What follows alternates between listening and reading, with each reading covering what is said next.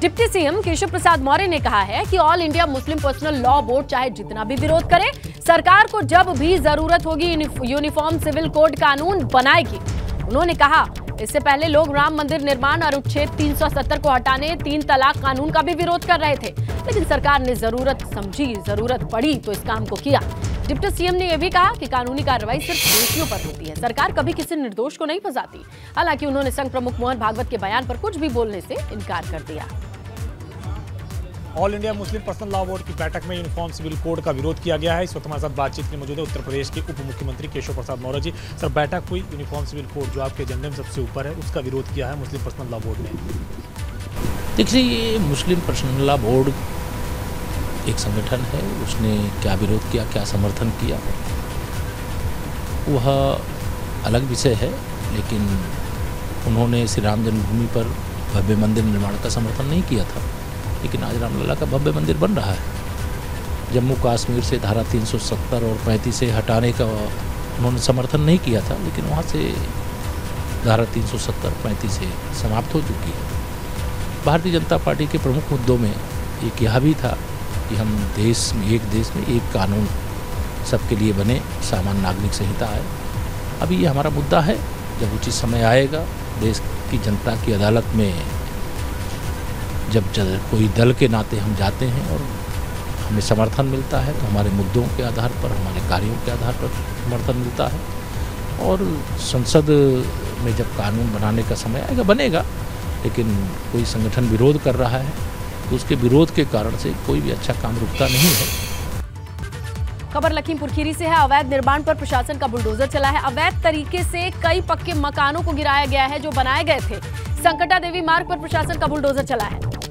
कई ऐसे निर्माण पक्के मकान जो बनाए जा चुके थे, कागजात पूरे नहीं थे, अवैध तरीके से बनाया गया था, इन पर अब एक्शन पीला पंजा चलते हुए आप देख सकते हैं।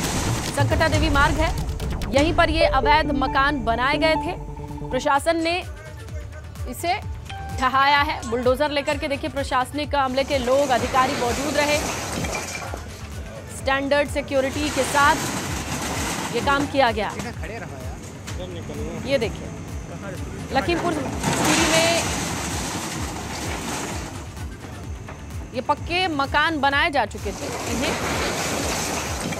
गिराया गया है। संकटा देवी मार्ग पर ये अवैध निर्माण था जिसे हटाया गया।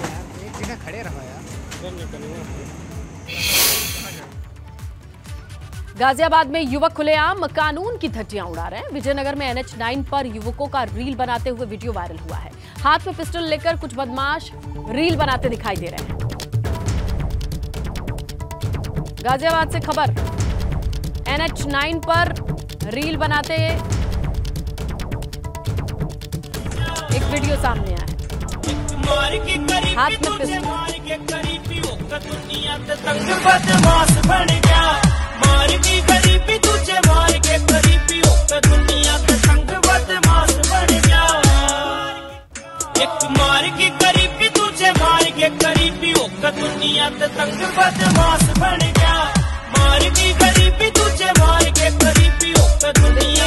टक्कर में आगे बढ़ रहे हैं, गाड़ी से निकल रहे हैं, हाथ में पिस्टल है और ये NH9 है। जालौन से खबर है, सर्व शिक्षा अभियान का बुरा हाल बताया जा रहा है। आवासीय विद्यालय में बच्चों से कराई जा रही है मजदूरी, ये भी खबर आ रही है। छात्राओं से मिट्टी ढुलाई का काम कराया जा रहा है। ग्रामीणों ने इस बात का वीडियो बनाया है, सोशल मीडिया पर शेयर किया है। अब ये वीडियो वायरल है। उच्च अधिकारियों को जांच के निर्देश दिया गया। विकास खंड नंदी गांव के कस्तूरबा गांधी आवासीय बालिका विद्यालय का मामला है। ग्रामीणों ने यह वीडियो बनाया है। उनका कहना है कि बच्चों को पढ़ाया तो नहीं जाता, लेकिन हाँ, उनसे मजदूरी कराई जाती है। और उन्होंने ये वीडियो बनाया, शेयर किया। जब ये वीडियो शेयर हुआ तो हड़कंप मचा, जांच की बात कही गई। सर्व शिक्षा अभियान का ये हाल है।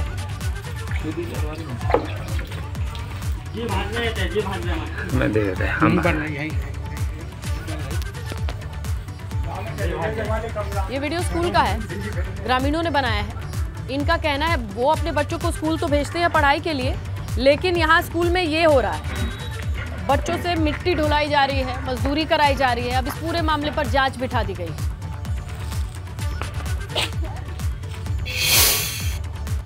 शुरुआत करते हैं जहां ग्रेटर नोएडा से खबर है। दादरी के लुहारली टोल प्लाजा पर मारपीट की खबर है। आधार कार्ड दिखाने के बाद भी लोगों को आगे नहीं निकलने दिया गया और इस बात पे मारपीट हो गई। लोगों और टोल कर्मचारियों के बीच मारपीट का सीसीटीवी फुटेज सामने आया है। तो देखिए, टोल पर एक और मारपीट की खबर आ गई है। इस बार मसला ये है कि आधार कार्ड दिखाया गया, सारे जरूरी डॉक्यूमेंट दिखाए गए, लेकिन बावजूद भी आगे नहीं जाने दिया गया।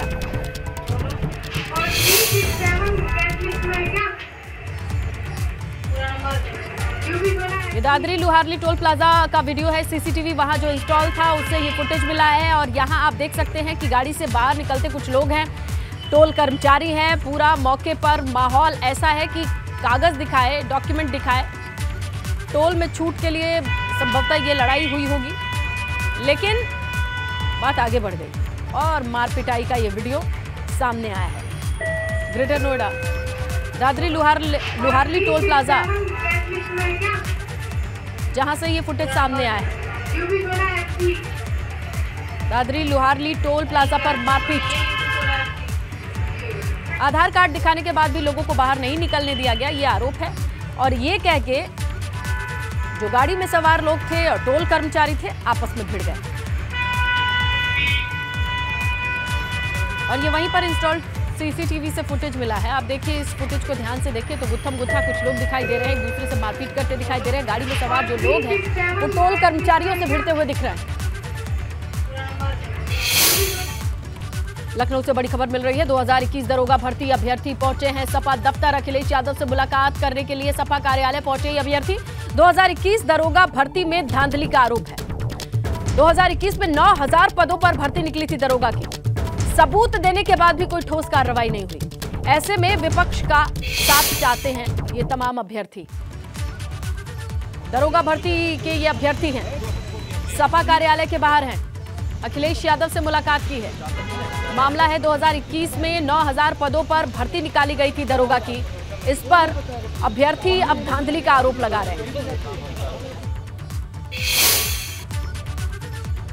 उधर मऊ में गोंड समाज का प्रदर्शन सामने आया है। आरक्षण की मांग को लेकर कलेक्ट्रेट पर प्रदर्शनकारी पहुंचे। प्रदर्शनकारियों में महिलाएं और बच्चे भी शामिल हैं।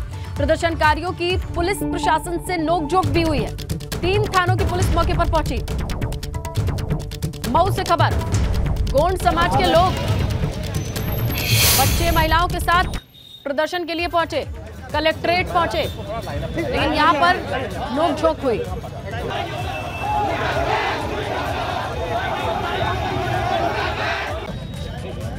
लोगों की भीड़ बढ़ती देख तीनों थाने की पुलिस बुलाई गई आसपास की और तब जाकर के माहौल शांत कराया।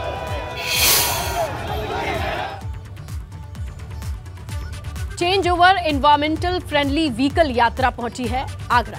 इसमें 31 देशों के प्रतिनिधि शामिल हैं और दिल्ली से 7 घंटे में 230 किलोमीटर का सफर तय किया गया है।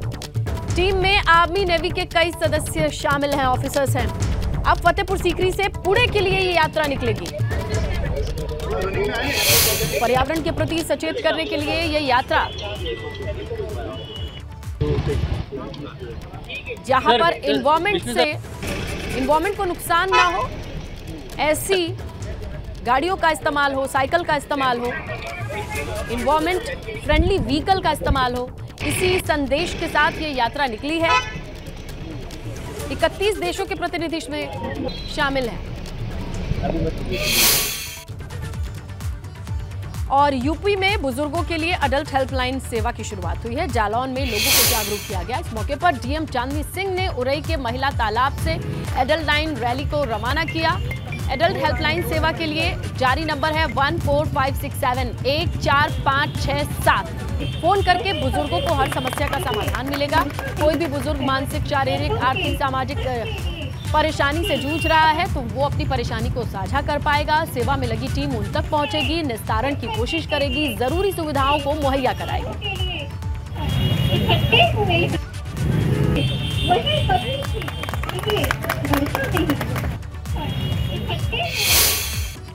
अगली खबर सोनभद्र से है। पुलिस ने किया है लूट के मामले का खुलासा। लूटी गई कार के साथ 2 आरोपियों को गिरफ्तार किया गया है।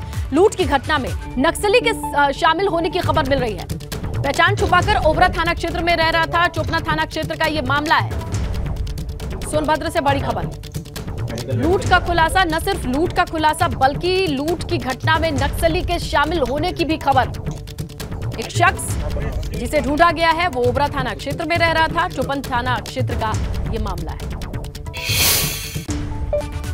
ग्लोबल वार्मिंग को लेकर वैश्विक मंच पर कई बार बढ़ते तापमान को लेकर चिंता जताई जा चुकी है, लेकिन अब ग्लोबल वार्मिंग के प्रभाव जल्दी जल्दी देखने को भी मिल रहे हैं।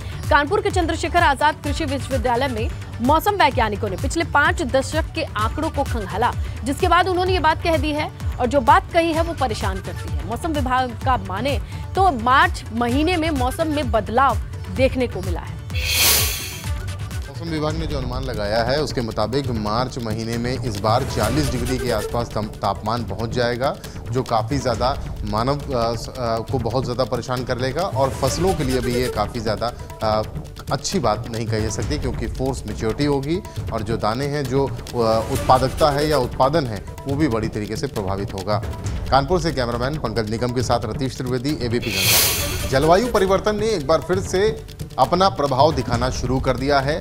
वैश्विक मंच पर जलवायु परिवर्तन को लेकर तमाम प्रयास हो रहे हैं, लेकिन मौसम विभाग ने जो अनुमान इस बार लगाया है वो हतप्रभ करने वाला दिखता है, क्योंकि मार्च में 40 डिग्री तापमान होने का अनुमान चंद्रशेखर आजाद कृषि विश्वविद्यालय के मौसम वैज्ञानिकों ने लगाया है। हमारे साथ एएसए के मौसम वैज्ञानिक प्रोफेसर सुनील पांडे जी हैं, उनसे बात कर लेते हैं। जो अनुमान आप लोगों ने लगाया, सबसे पहले अनुमान बताइए मौसम का कैलेंडर। देखिए, जिस तरह से पिछली साल भी मार्च में तापमान 40 के नज़दीक आ गए थे, जिससे फसलों की फोर्स मैच्योरिटी हुई थी और उत्पादन गिरा था, और इसके बाद दानों की क्वालिटी कमज़ोर हुई थी और किसानों को भारी नुकसान उठाना पड़ा था। इस तरह से जिस तरह से अब की बार भी तुरंत तापमान बढ़ने लगे हैं और आगे उम्मीद है कि 28 तारीख के बाद तापमान और बढ़ सकते हैं, वो ना तो मानव की सेहत के लिए अच्छा है और ना फसलों के लिए बेहतर माना जा सकता है। जो ग्राफ हम देख रहे हैं इसमें कुछ थोड़ा समझाइए। आप इस तरह देखिएगा कि आज 6 तारीख है और 6 तारीख को पूरे दक्षिण भारत से लेके और उत्तर भारत तक में तापमान 2 में पहुंच गए हैं और इस तरह से लगता है कि आगे भी तापमान बढ़ेंगे। जो ये लाल लाल हम देख रहे हैं, रेड रेड देख रहे हैं, ये क्या है? जो भी है वो तापमान 30 के नज़दीक पहुंच रहे हैं, 23 के नज़दीक, और ये जो थोड़ा ऊपर येलो है ये 20 और 30 के बीच में तापमान। अभी उत्तर भारत में तो अभी थोड़ी राहत है, लेकिन अगले पखवाड़े के बाद ऐसा महसूस हो रहा है कि तापमान निश्चित रूप से बढ़ेंगे। संघ प्रमुख मोहन भागवत के जातिवाद पर दिए बयान को लेकर घमासान मचा हुआ है। हिंदू महासभा में मोहन भागवत के बयान पर ऐतराज जताया है और लखनऊ में हिंदू महासभा के प्रवक्ता शिशिर चतुर्वेदी मोहन भागवत को कहा कि आप एक बड़े संगठन के श्रेष्ठ पद पर हैं, आपको ऐसे बयानों से बचना चाहिए जो आपको विवादों की श्रेणी में लाकर खड़ा करे। देश की एकता अखंडता के लिए हमें ऐसे विचार देने चाहिए जिसमें समाज के लिए आगे सुधार का रास्ता बन सके। मोहन भागवत जी ने जिस प्रकार से ब्रह्म की संतानें, ब्रह्म समाज, पंडित समाज को जिस प्रकार से उन्होंने उनके प्रति एक ऐसे शब्दों का प्रयोग किया है जो कि सदैव ही निंदनीय रहेगा। समाज की आज़ादी में, ग्रंथों की रचना में ब्रह्म समाज का योगदान है। आज़ादी की लड़ाई में ब्रह्म समाज का, पंडित समाज का जिस प्रकार योगदान है, उसको नकार के उनको गाली दिलवाने का ये बयान इसको कहा जा सकता है। इन मोहन भागवत जी को ऐसे बयानों से बचना चाहिए जिस प्रकार से अखिल भारत हिंदू महासभा का नारा है, जात पात की करो विदाई, हिंदू हिंदू भाई भाई। कर्णप्रयाग में मौसम का मिजाज बदला है। आंधी तूफान के साथ बारिश शुरू हुई है। पहाड़ों पे बारिश से मैदानी इलाकों में ठंड बढ़ सकती है। बड़ी खबर मिल रही है, कर्णप्रयाग से मौसम ने करवट लिया है। आंधी तूफान के साथ बारिश शुरू हो चुकी है और अब माना यह जा रहा है पहाड़ों पर बारिश के बाद मैदानी इलाकों में ठंड की वापसी हो सकती है, ठंड बढ़ सकती है। कर्णप्रयाग में मौसम बदल गया है, वहीं की वीडियोस आपके सामने, और अब अंदाजा लगाया जा रहा है कि अगर पहाड़ों पर मौसम बदला है तो उसका असर मैदानी इलाकों में देखा जाएगा।